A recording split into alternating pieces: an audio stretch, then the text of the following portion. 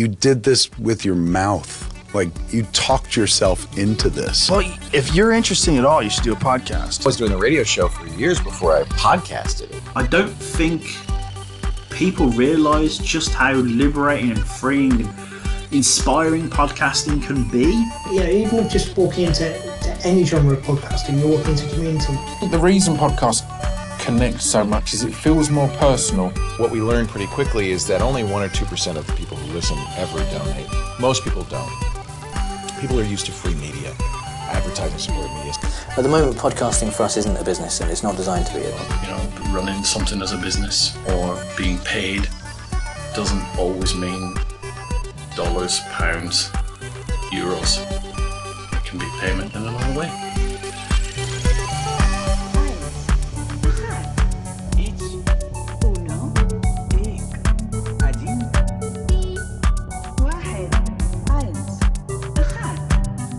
One Voice, One Mic, a short documentary about the rise of podcasting, coming 2019.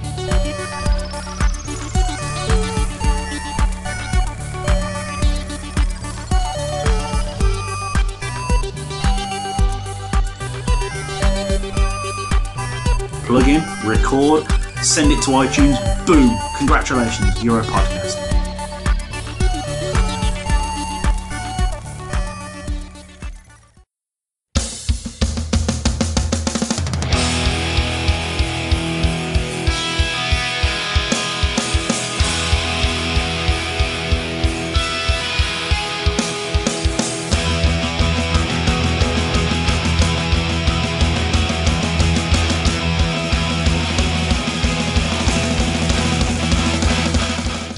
Welcome to this week's Talking Codswallop. I'm Gemma, and with me today I have got the lovely Ben Stickers Gummery with me.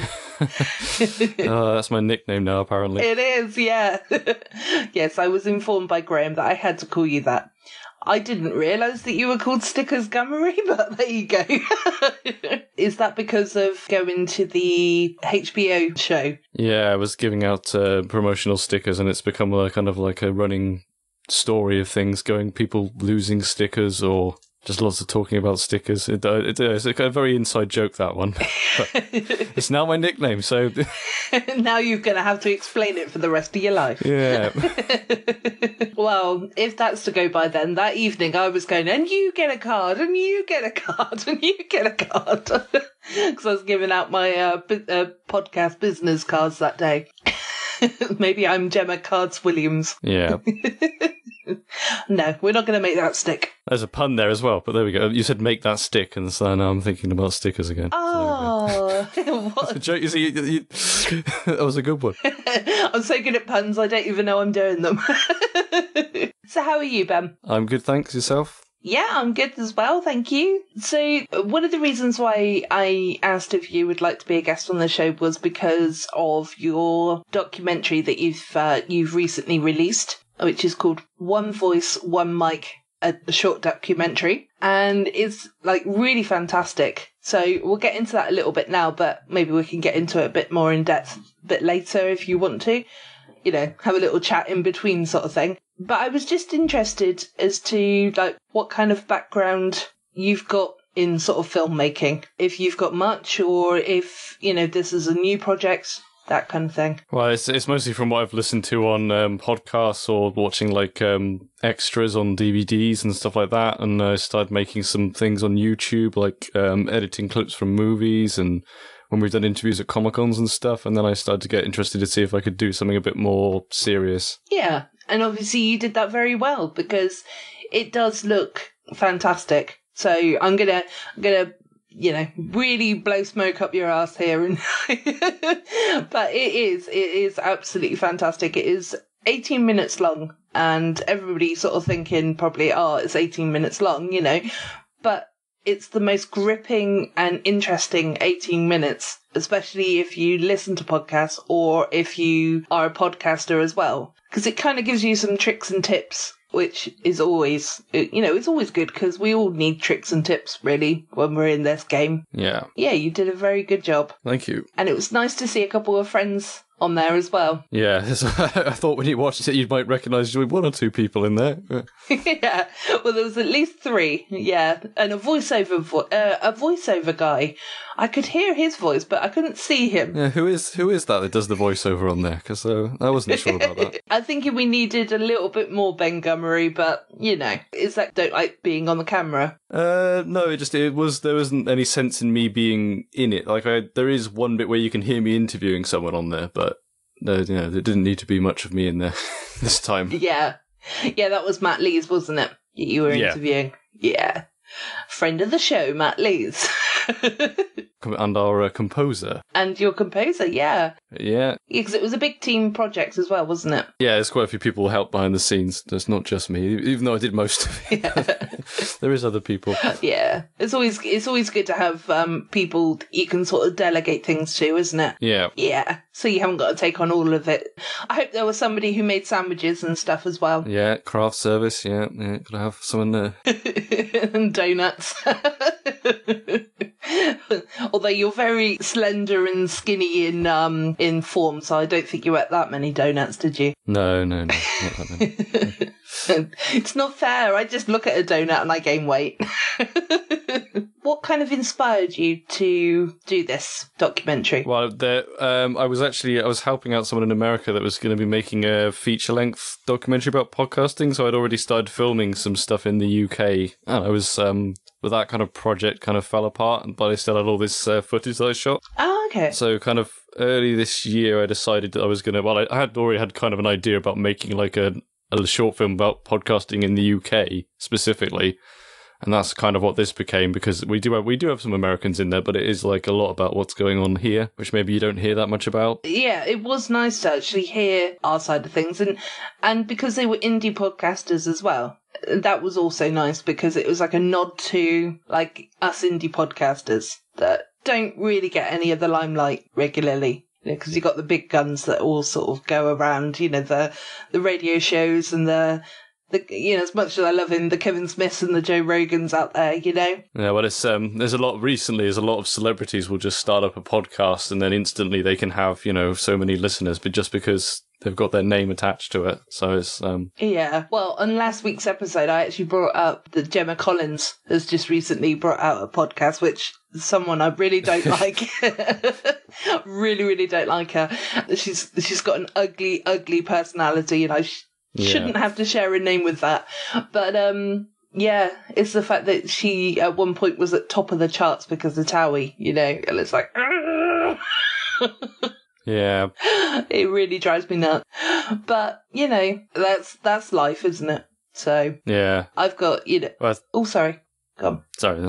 No, I think people, it's like, used to be like you would have a TV show, but now it's even easier to just have a podcast. It does not meant shit involved in starting it up. So no, exactly. But now the celebrities are starting to realise it. It's taken yeah. so many years, but yeah, exactly. And it's kind of like almost you want to just go shoo. Bugger off. We were here first. Yeah. We're only small, but I've been here for nearly for 2 years and a bit. Leave us alone. Yeah. You can't see the hand gesture that I'm doing, but I'm literally doing the shoo thing. Yeah. Bugger off. Especially those kind of celebrities. Yeah. I suppose, Anyway, I'm not going to go on a rant and rage about Gemma Collins again because I did enough. I don't know how we got on to talking about Gemma Collins. That's quite bizarre, but there we go. Yeah, no, I think it was my fault because it's still fresh in my mind. But I think it was because we were talking about like celebrities and them jumping on board, and being sort of protected by the big organisations. And she was certainly the one that popped into my mind again.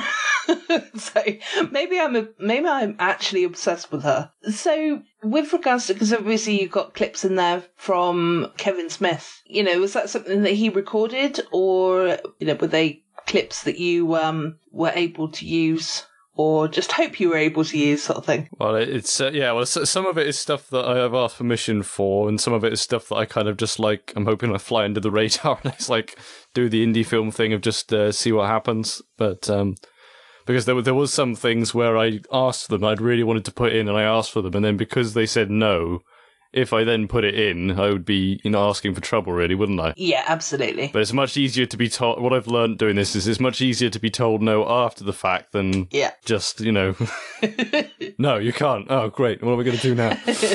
Absolutely. It's a bit like, Kevin Smith when he got married to Jen, wasn't it? Yeah. He did exactly the same thing. So I'm sure he won't have an issue with it anyway. No, I know he's okay with it, but Yeah.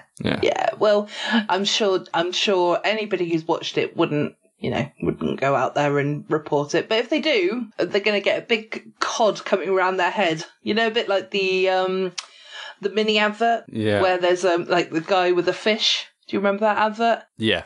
Don't worry, we've got you protected, okay, Ben? That's good to know. So actually, I'm interested, because obviously you're big into podcasts, and you first of all, thank you ever so much for helping us promote our show every week.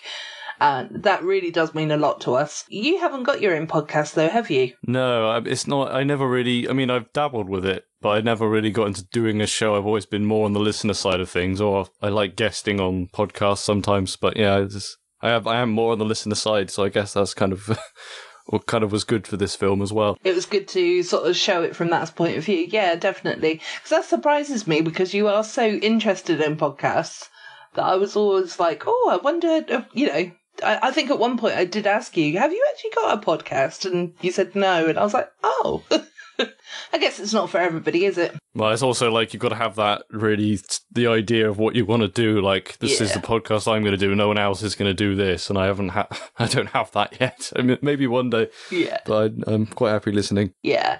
And that is it, isn't it? The more you sort of listen to other people's, it's kind of like you realise that actually the idea that you thought was really unique, it isn't unique because so many other people have done it already. Yeah, we talk about that in the film a little bit as well as any kind of thing you can think of. Oh, there's already 6 of those. Yeah, that is how things are with film as well and most things. But yeah, and I have to give Jamie Westwood's quote here because he is a listener as well. So, and Wiping Bums podcast. Yeah, I had to leave that in. I didn't think there was going to be any jokes in there, but there is a couple of jokes in there, sort of. That really did make me laugh. And my mum was because I was just re-watching it as well, just to kind of remind me and whatnot.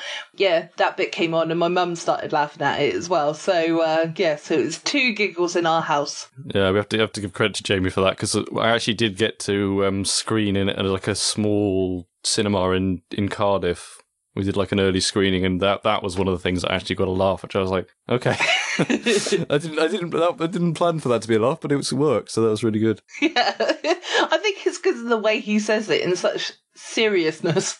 Yeah. Yeah, and it's just like a funniest thing to come out of somebody's mouth. Did you just have the one screening? Well, it also screened in, of all places, Kentucky in America. They had a new film festival, and it played there as well. So that was quite cool. But I couldn't obviously afford to go out and see it out there. But yeah, did you find out what the feedback was like though for that? I think it was good as well. But a lot of other films there. So yeah, I know. But it's always nice to kind of know. I get a little bit of feedback and things, isn't it? Yeah. Yeah, as long as it's positive. Like nobody likes the negative feedback, which I'm sure you didn't get. But was Jamie in the audience? No, but you never know. Maybe one day we'll get to show it in Birmingham. That would be really cool because they could also understand the accent there as well, so that would be good. Yeah, definitely. Almost a shame that he wasn't there really to hear the reaction of somebody laughing to something that he said. Yeah, but he kind of sent me his footage in, and then he didn't realise he was going to be like have like the most screen time in it of anyone probably in the film. Well, I think it's like neck and neck with him and Squee, isn't it? Yeah. Yeah, Squee gets quite a lot of time as well. He's got Squee has the bookends. He's got the opening and the close. Yeah, and with his awesome K9 dog. Yeah, well that's like a production value there. So we got to. Yeah. Yeah, definitely, and the beautiful folders in the background. Yeah, that wasn't so good, but there we go. Yeah, but never mind. I mean, that's real life, though. That's what it's all about, isn't it? It's real life. So, but no, I really did enjoy it. And there was another question that just popped into my head. and I've forgotten it as we were chatting. Sorry. Okay, well that was good. A good question, that one. Yeah. Thank you. I'm sure it was very interesting, and my answer would have been even more interesting. So. I'm sure it would have.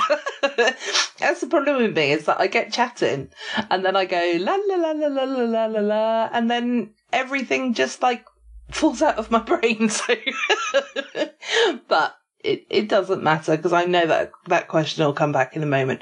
Have you got any sort of future plans for anything else? Well, it's funny you should mention that, isn't it? Ooh. Yeah. So the next film is a lot more ambitious, you'd probably say, isn't it? It's it's KevHeads, yeah, which is a documentary about the fandom and art surrounding writer-director Kevin Smith. Yeah, it's not a documentary about Kevin, although there'll be a lot about him in it, because we know that stuff. It's about, fan stories and things that have been inspired by him and all that kind of side of things. Yeah. So hopefully that's going to be quite interesting. Yeah, and you got some footage of a very long queue at London's Hollywood Babylon as well, didn't you, for that? Yeah, and then Kevin posted it on his Twitter feed. Then I was like the morning afterwards, and that's been viewed like thousands of times, probably viewed more than anything I've ever done, because it got retweeted on Kevin's Twitter account. It was very nice of him. He's been very nice to retweet us and stuff like that, which I never thought that would happen. Yeah, I know. It is insane, isn't it? Because it's like, I remember the first time that Kevin actually liked a post that I wrote, and it was almost like I had butterflies, I had cold sweats, he was just so excited. It is ridiculous how silly you feel, but how excited you are when he does things like that, though, isn't it? So how far into the project then with the KevHeads are you? So we're kind of doing planning, but also at the same time there's a lot of stuff going on. So there was the Clerks 3 reading, and someone filmed some stuff for us there. Ooh. There's some very exciting people who filmed there. And then the Reboot Roadshow tour that they're doing so that's for Kevin's new film Reboot, where he's touring it all around the US and Canada, hopefully here as well, but we'll wait and see about that. Yeah, fingers, toes, and eyes crossed.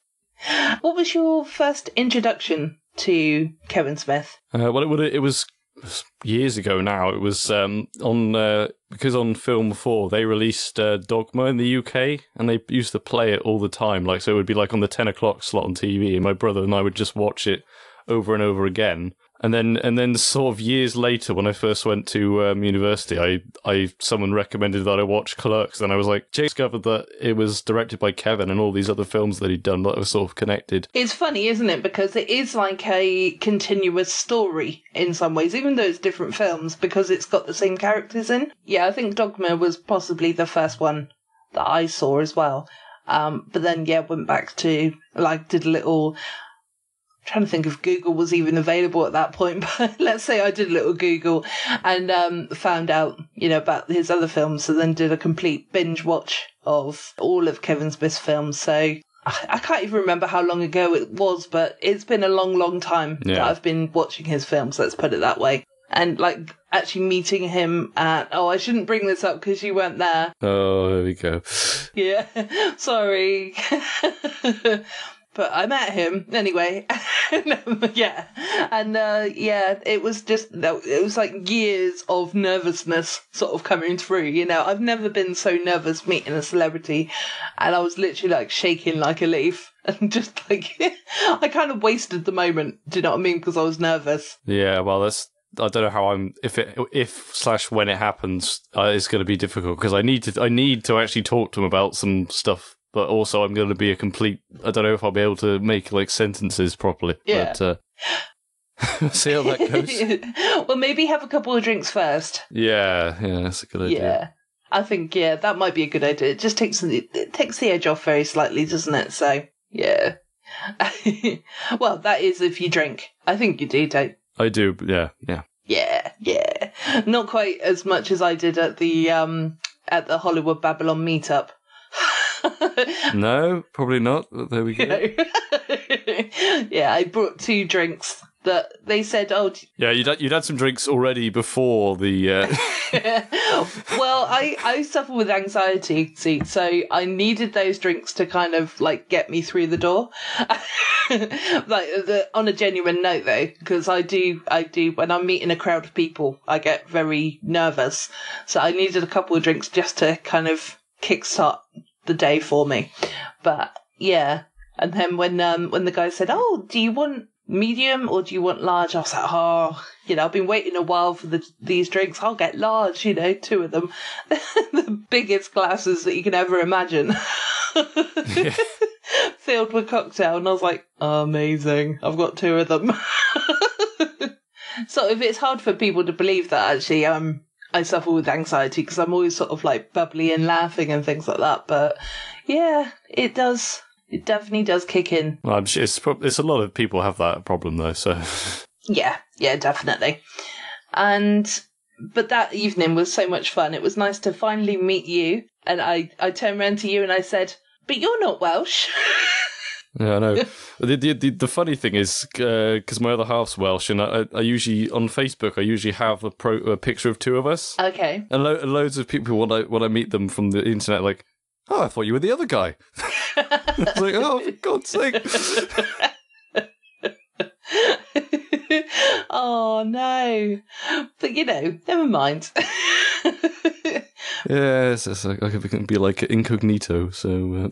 Yes, yeah, you can. Although I knew straight away who you were. Like when I came in, I knew straight away who you were. So, but it did just throw me, because I knew you lived in Cardiff, that it really did throw me that you weren't Welsh. And I was like, what's going on? I know a couple of Welsh words, which is Caerdydd and Caerdrws. Well, that's 2 more than I know then. There you go. One of which is shut the door. The other one is shut your mouth. So you have to be very careful which one you use in the right situation. That can be a bit awkward otherwise. So, and I'm going on to some crazy questions now, but this is just questions that, like, if you could have a dinner party with multiple celebrities, alive or dead, who would they be and why? And obviously I know one of them. Oh, God. Celebrities. Who would I pick?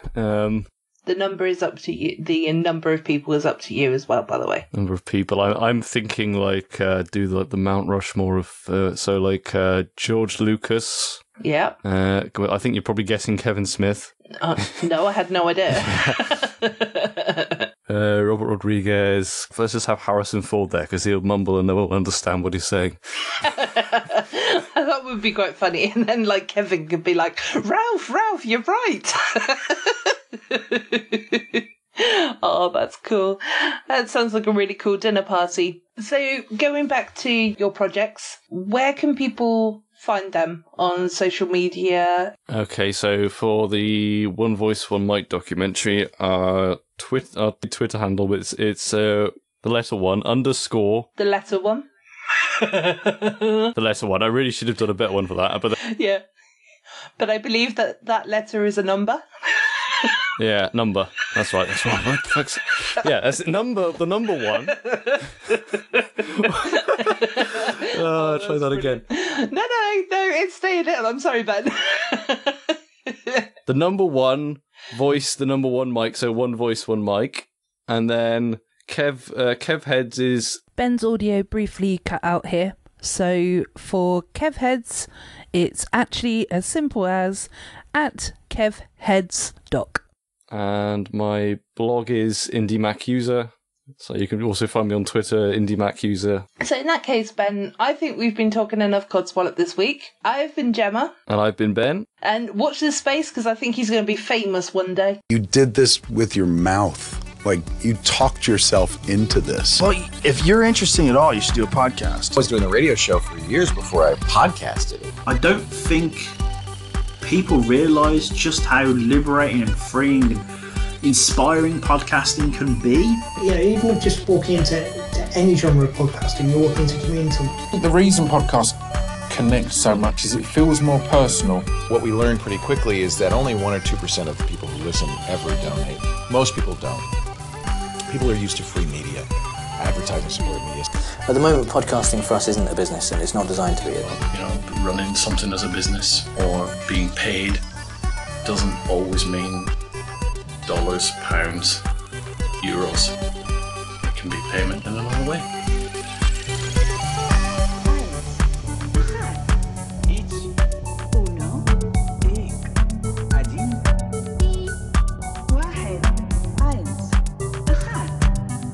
One voice, one mic. A short documentary about the rise of podcasting. Coming 2019.